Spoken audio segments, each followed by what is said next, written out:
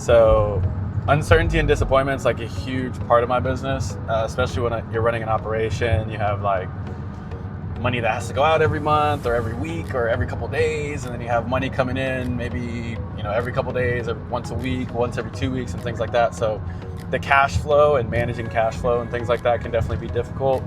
But aside from that, yeah, it's the uncertainty. And so when I first started, it was a lot to handle because there's a lot of swings in this business, right? Like, okay, we get a property under contract, you think you're going to be making X amount on it, and then you can't sell it.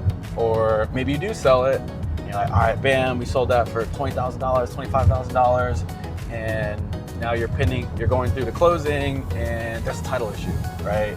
Or there's like an error that we didn't know about, and it kills the deal. So you're like, shit, I was counting on that $25K, or if it's one of my agents, for example, like, oh shit, it's like $4,000 or $5,000, and then bam, it just falls out, right? So that's kind of the nature of our business, unfortunately, sometimes.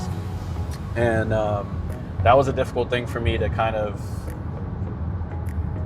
get accustomed to, right? Because anybody, if you're looking at $20,000, $30,000, and then the shit falls out because of a title issue or because the seller will start ghosting you, whatever the case is, just so many different variables that are, kind of pending all the way up until the close date.